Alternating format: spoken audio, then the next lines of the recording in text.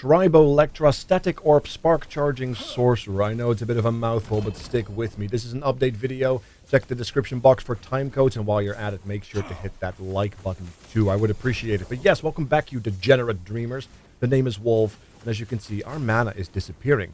Because at the beginning of this video, I wasn't using the Lightning Blast, which is a very important piece of the puzzle to sustaining our mana in an equilibrium-esque state.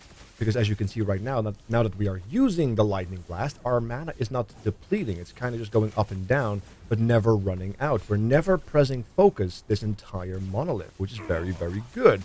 So yeah, we talk a little bit about that in the skill section, so go check that out. It is definitely not a bosser. This build is definitely lower on the single target than I had hoped. You can overcome that with gear, but I feel like there are more efficient ways of doing boss damage than trying to super juice this build. But as far as monolith running goes, it's very simple. You teleport, you dash around, things explode. It's a wonderful light show.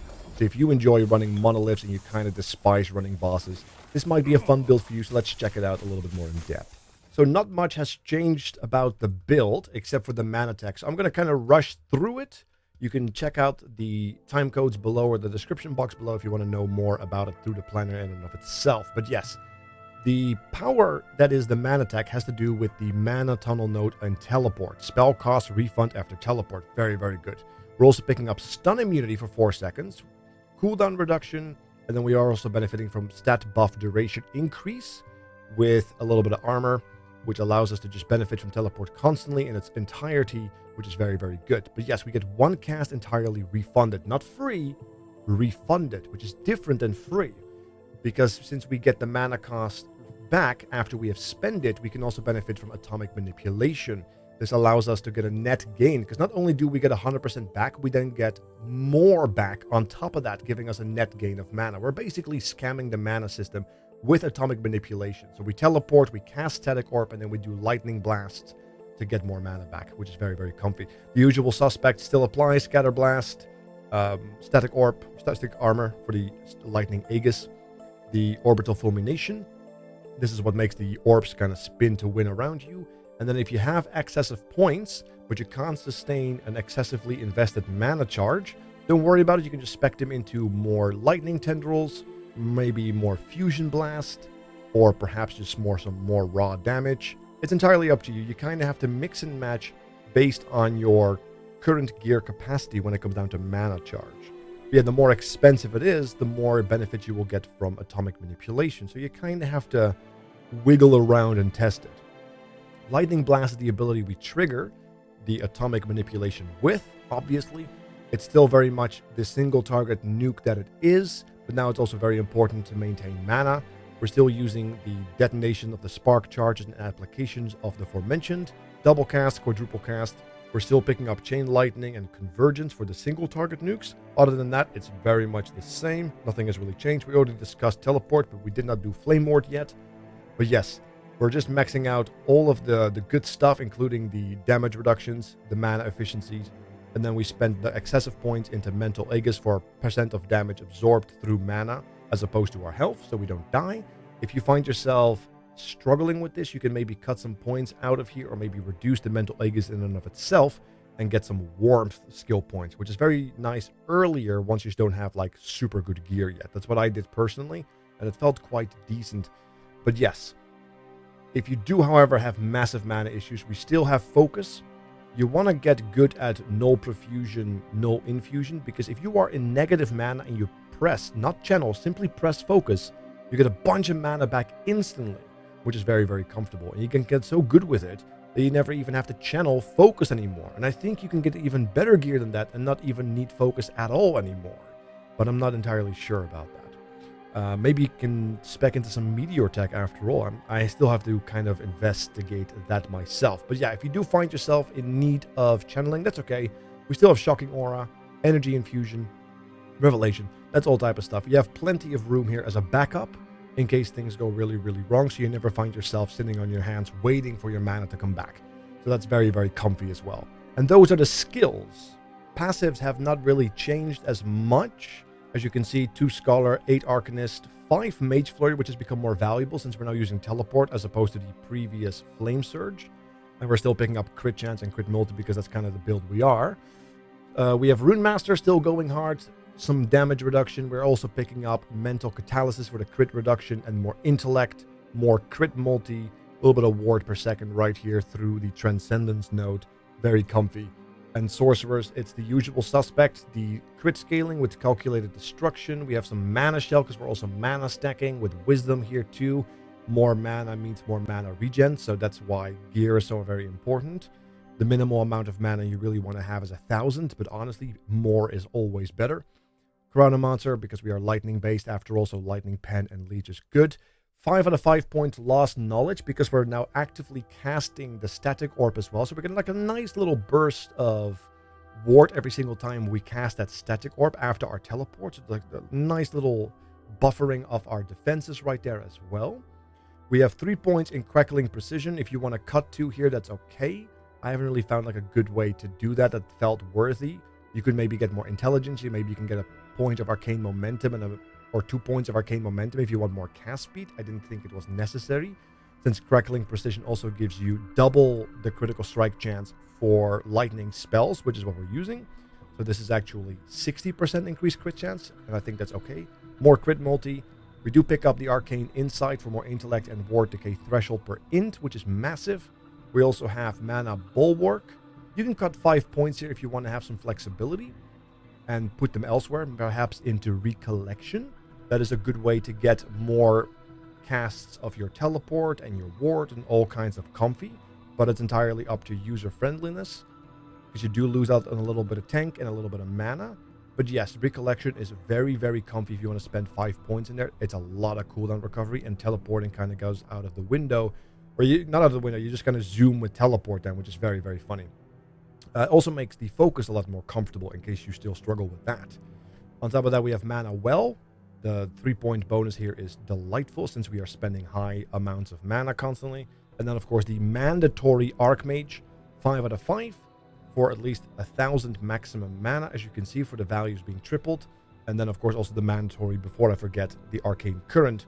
As you can see, Spark Charge chance with 40 mana cost skills. Very, very powerful. This allows us to essentially apply Spark Charges constantly and always, forever and ever. It is so good. Do not underestimate it. It is mandatory if you want to run this build together with Archmage, quite frankly. It did not feel good, the build, to me, until I had my uniques and the Arcane Current and Archmage combo. But those are the passives. So let us go through the blessings, the idols, and the equipment. We're still using Crit Multi and Poison Res to cap out our resistances. Endurance is a very powerful tool if you are using a knowledge of the Erased Mage. If that's not to your liking, you can also use a flat armor here, which is also very comfy. Percentage armor and, of course, flat mana.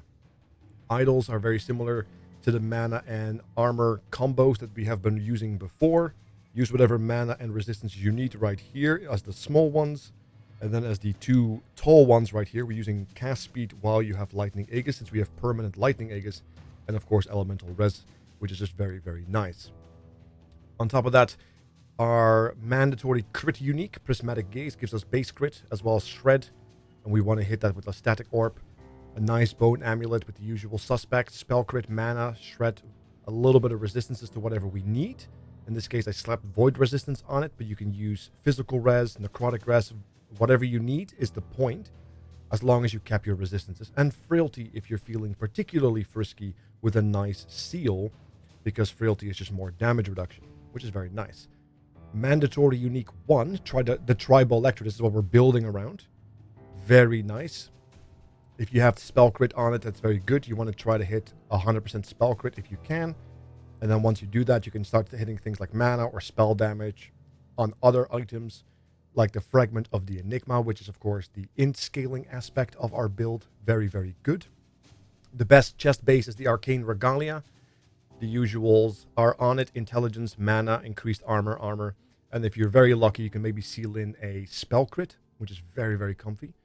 What is also very comfy is a double font of the Erased. I love these rings. Increased health, but more importantly, increased percentage mana and mana spent gained as ward. This is the perfect sorcerer ring for us.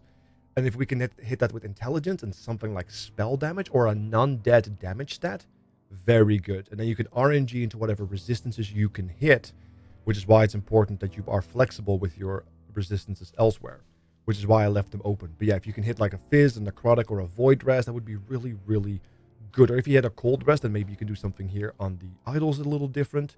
It's entirely based on RNG. If you, however, want to do different rings, you could also end up using the new Forge Master rings, believe it or not.